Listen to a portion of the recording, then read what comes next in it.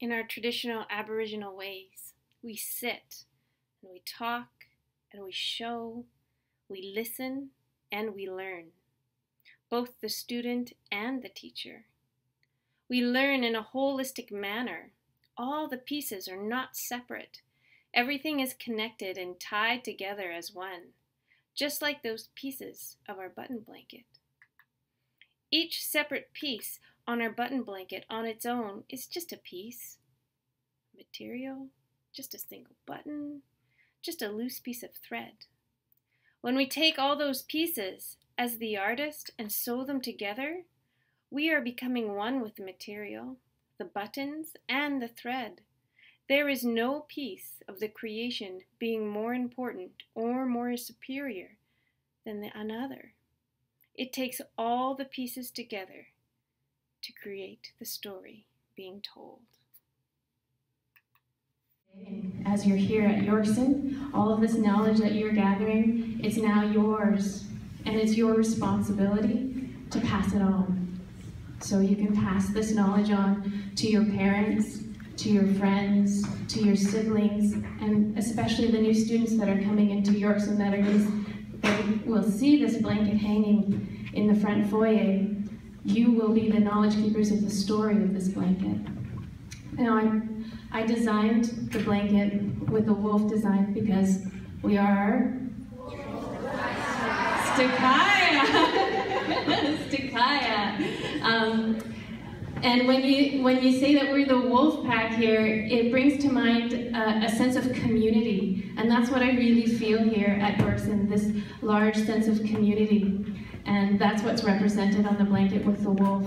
Now the wolf is howling at the moon because that's usually what they do, but it's also, he's using his voice, and he's giving you the opportunity to use your voice, to remind you to use your voice. Each and every single one of you have a voice, and you can use it, and he's giving you that permission to.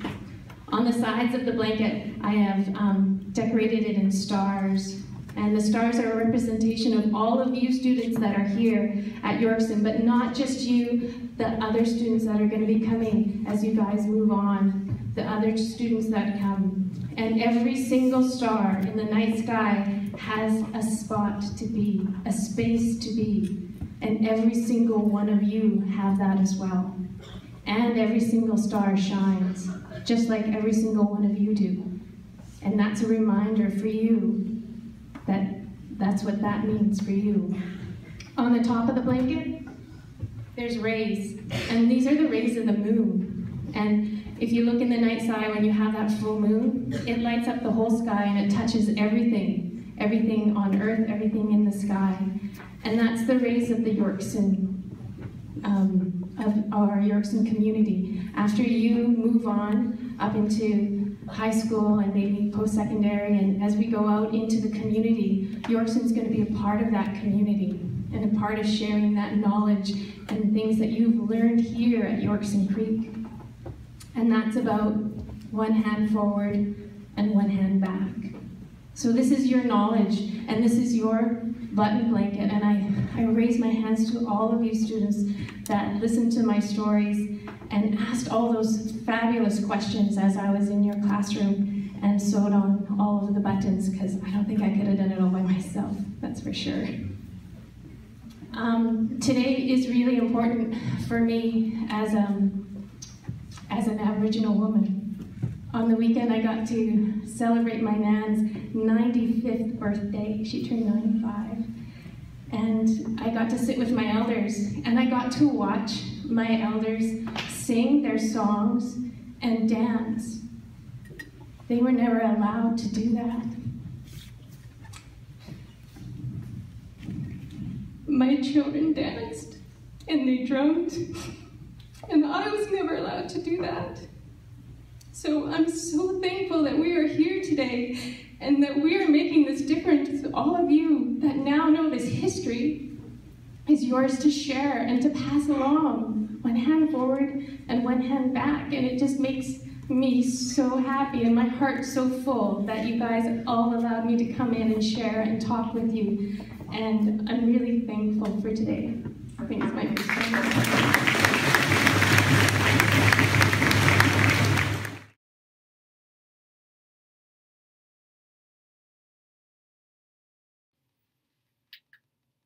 Orange, poem written by Division 611, Grade 6, Yorkson.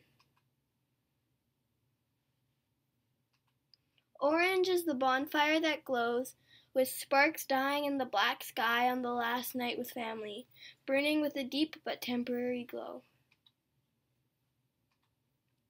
The soft glow of the sunrise that shone on my skin the day I went fishing with my father, but now it is the call to start the day, the thing I dread every day since being here.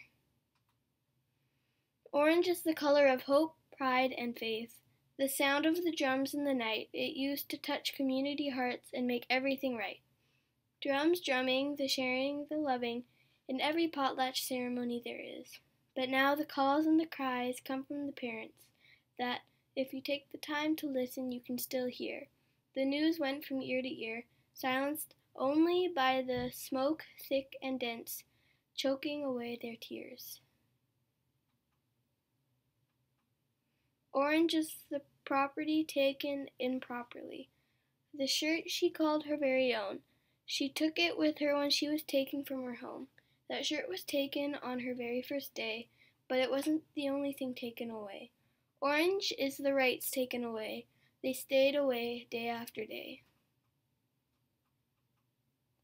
It's a symbol of moving forward and saying sorry to survivors who have lost their identity, their self-worth, and their dignity.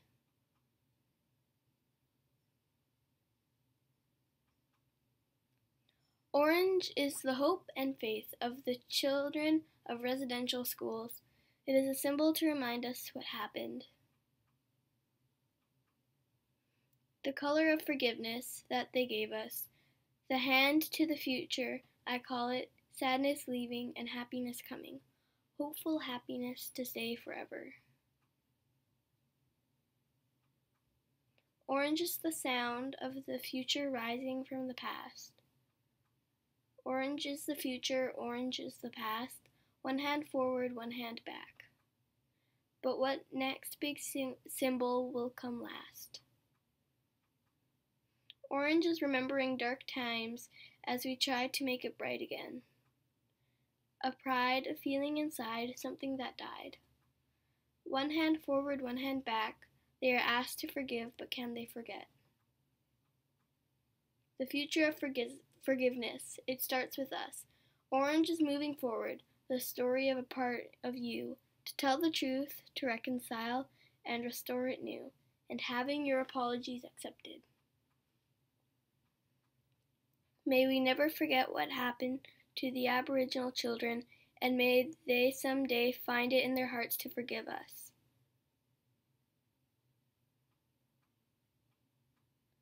Orange is the smell of cedar after the rain.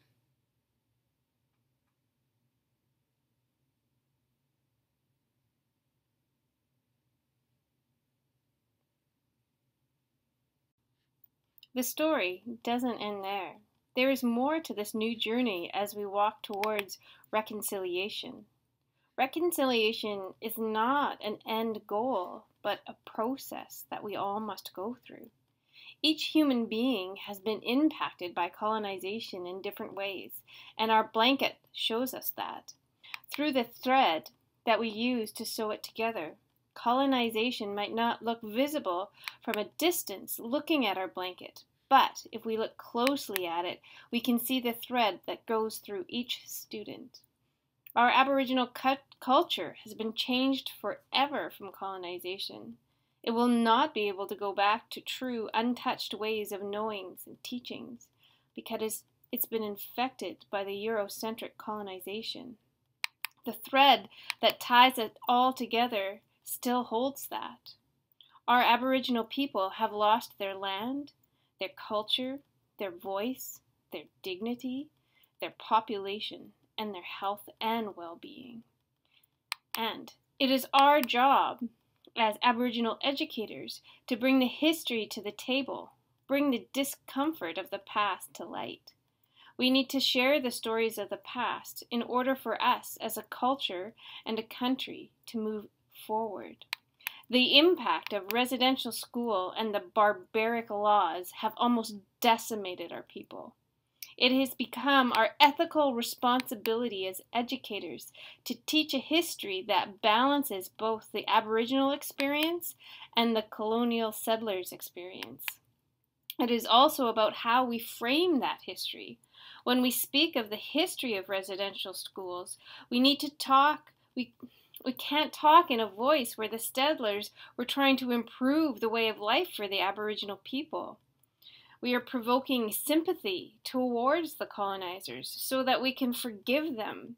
And when we forgive them, we start to forget.